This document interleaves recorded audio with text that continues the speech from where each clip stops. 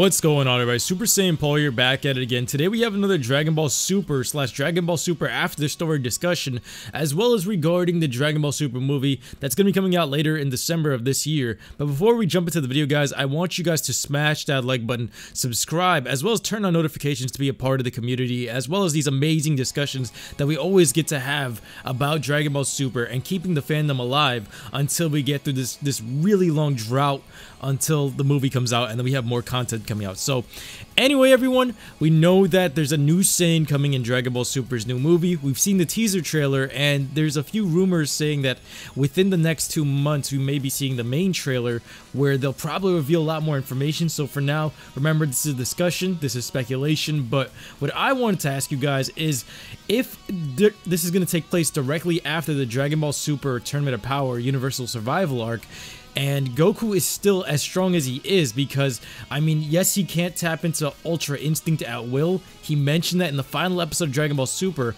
and technically Vegeta is still slightly stronger than him in Super Saiyan Blue Evolution versus Super Saiyan Blue Kaioken.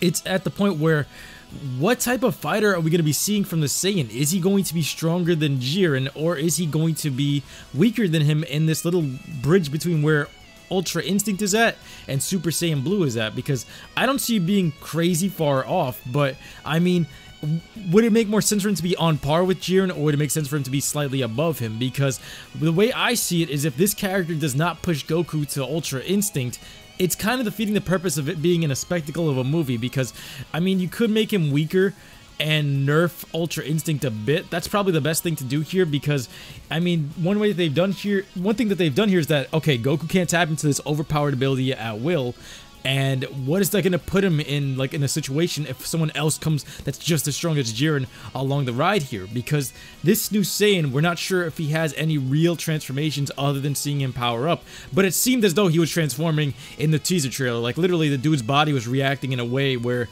it was growing right before your eyes, and the aura and all these things. It looked like a transformation was incoming, and I would say I would want to see Mastered Ultra Instinct show up in the movie, and then maybe that this guy, Yamoshi, whoever it is, whoever this unknown Saiyan is at this time in the spectacle of the story, if he has a transformation of his own where he is also Mastered Ultra Instinct, or some variation of it. Because even Vegeta said Vegeta's going to be going for that level and beyond. Saiyans have no limit, and Vegeta's done it time and time again. So with him being the thing to prove that, this character could have it, and he might be pushing Goku into a new wave of power. Now, what I wanted to ask you guys is that, do you guys think that this character is going to surpass Ultra Instinct? Would it be downplaying the role of a character or a villain if he's not stronger than that, and they're just scaling it downwards for this movie where it's weaker than Jiren, and they're going to like keep it very low powered compared to what we saw? Now, if they don't use Ultra Instinct, it's kind of killing the hype of it, because he's not that powerful. If they use Ultra Instinct again, they're gonna make Ultra Instinct get played out, because you're seeing it too much. Like, literally, we just saw the end of it. You told us in the last episode you can't do it anymore. Then right away in the movie, we're gonna see it within like however long the movie is, like in 2 hours of watching content. So it's like, do you guys agree with that? And if so, would it be making sense for them to actually master Ultra Instinct to the point where it was like with the Super Saiyan transformation, when Goku had first returned from from the Arjat planet, and he had survived what happened on the Battle of Namek? He said that it was very hard to turn into the Super Saiyan form at first, and then all of a sudden it became second nature. Do you guys see this happening with Ultra Instinct, though? Because with such a powerful form, it would be detrimental to the form and the other villains as well if he's just too powerful. Now, they're gonna have to either scale every villain up or scale him down, and they've been doing the thing where they nerf him. Like, literally in the Tournament of Power, they nerfed Goku in ways where I didn't see coming, because I don't think they're going to be using Super Saiyan Blue that much more often, because they've had so many variations of the form. Literally, it was in there for over 100 episodes of Dragon Ball Super. It was the main go-to form of Dragon Ball Super, and it's just been played out. Our eyes are fatigued by it, and they knew this. That's why going into the ending of the arc, we had to have a new colored hair transformation. That's why in the Tournament of Power, they nerfed Super Saiyan Blue. We never knew that it took up that much key control from them, and that it was using up that much power for all the transformations, stuff like that, they had to revert back to Super Saiyan God, Super Saiyan Red, and they had to create a little bit of a line there that said, okay, it helps you master ki control. It's better for fighting long-term battles. And that was how they kind of balanced it out and kept our eyes getting refreshed with the other Super Saiyan transformations and all the throwbacks. But with this movie, them putting in Ultra Instinct would have to toss this villain, or Saiyan, if he is the protagonist, into the next level of things, because if he has no transformation and he just shows up and he's just that powerful, it's gonna be very, very weird for them to scale it and sell it properly as like a real fighter or foe. Without any transformations and you're still weaker than Jiren, it's gonna really kill the hype of the movie. So what I would like to see from this character is that, if I'm gonna refer to him as Yamoshi, if Yamoshi shows up in this movie, he has to be stronger than Ultra Instinct. And not only that, I hope that he has Ultra Instinct of his own. We know that Ultra Instinct is not a Saiyan-based transformation, which is amazing, because regardless of that, it opens the huge gateway for the future of the Dragon Ball franchise. Whether it's Yamoshi or not, future characters can show up and get Ultra Instinct. Frieza could potentially get it. Jiren could potentially get it.